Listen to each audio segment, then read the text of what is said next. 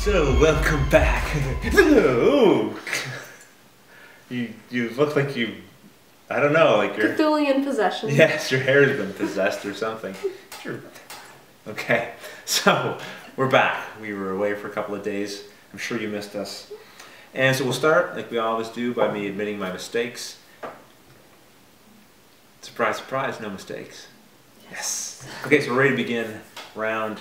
What is this? Feels like it's been an eternity. I have no idea what turn it is. 5, 6. It's like 8. No, it's not 8. So it's Michael's turn, but first, a mythos card is being played. The walls seem to close in around you, Michael. Test your willpower. He has to get an 8 or less.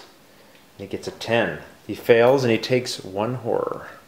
So, having recovered from the horror he experienced, he moves into the basement landing. Horror check. Horror check. Okay, so there is a monster there. He's going to test his willpower again. -2. -2. It's a 6 or less. He gets 2. a 2. Oi, what's this then? Blast if there isn't a huge monstrous hound here now. Where did those creepy dudes run off to? Ah well, at least there's no chance I'm going to miss this beast. So Michael's going to shoot. Just got to draw cards here until we find a ranged weapon. Alright. You repeatedly fire at the monster's head with professional skill. Test your marksmanship, +1. His marksmanship is 7, so he's going to get to roll an 8 or less. He rolls a 3. It shrieks as the room is painted with its odd blood. Deal your weapon damage. So Michael's weapon damage is 3.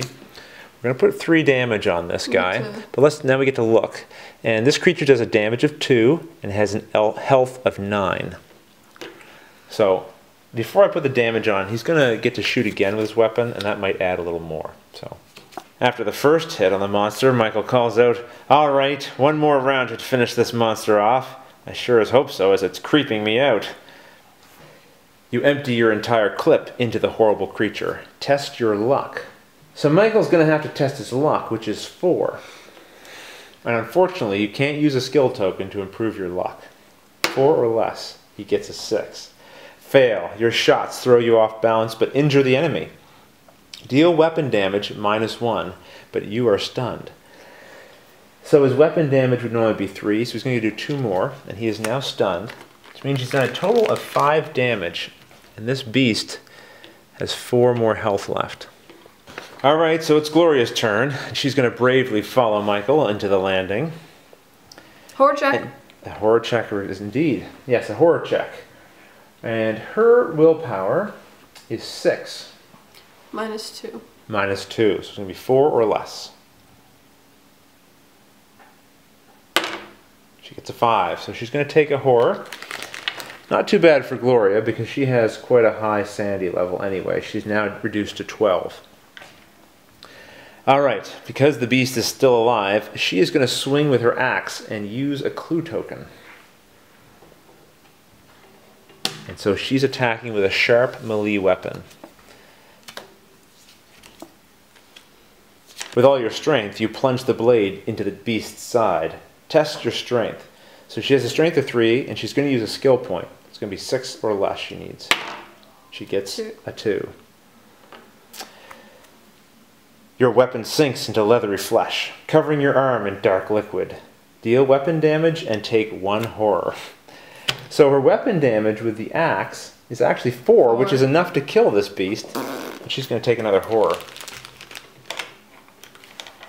She freaked herself out with her own awesomeness. Okay, so that beast has been slayed. And that's the actions. And she gets to do 1 more move. 1 more move, and she's going to move 1 space south. Alright, let's check out Harvey and Kate. So Harvey, I believe hearing sounds to the south, decides he's going to try exploring in the chasm. Let's see what he encounters when he tries to move into the room. A magical lock. The door leading into this room is sealed with a lock that will only open if you know the proper phrase. This door is locked, and Harvey does not have any special phrases.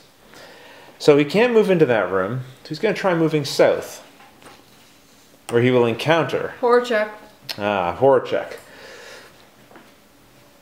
So his willpower is 6, and this monster is not terribly horrifying. He actually gets a bonus. +1. Yeah, so he needs a 7 or more. 7 or less, I should say. 8. He gets an 8. Harvey receives 1 more horror. So despite being horrified, Harvey is prepared to fight. He's going to try using his bare hands. Too bad he can't use that handy cane he has there.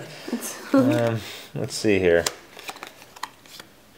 So Harvey makes a sweeping kick aimed at his enemy's legs and must test his strength. Now his strength is only 4. You feeling lucky, Andrea? I'm going to use the clue token. All right. Just going to increase it by 3. Okay. So a 7 or less will do it.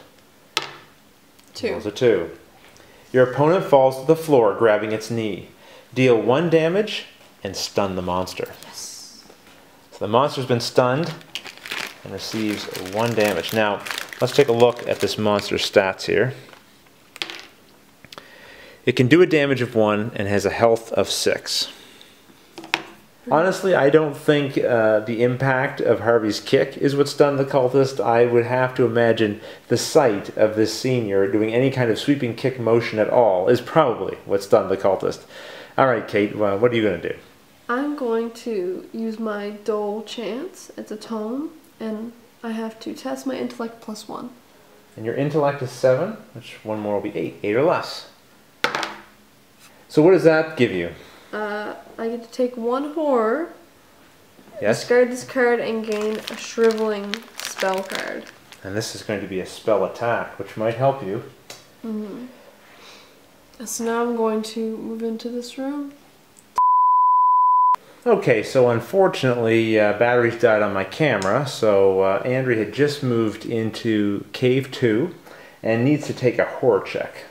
So Kate's willpower is 5. This monster will give her a bonus of 1. 6 or less is required. And she gets a 1. So she's not afraid of that monster. And that's the end of the investigator's turn. So, I've sort of got Kate and Harvey trapped in a dead end here. Let's see what evil deeds I might perform. First, I'll collect my 3 threat. And then, I believe I will summon a monster with one of those threat. Put it on the space with the altar. And perhaps surprisingly, I'm going to spend 1 to move that monster I just summoned. 1, 2 spaces into the secret passage. And I have 1 threat left. And with my last threat token, I'm going to spend it to perform the Dark Ritual, which will allow me to draw 1 trauma or 1 mythos card for each cultist in play. Can't attack with them by doing this, but none of them can attack anyway. So I have 1, 2, 3, 4 cultists, and I will draw 4 cards. 2 of them will be mythos cards. Actually, 3 of them will be, and 1 will be a trauma card. And that will be the end of my turn after placing an event token on the event deck. Alright, we'll see you next time.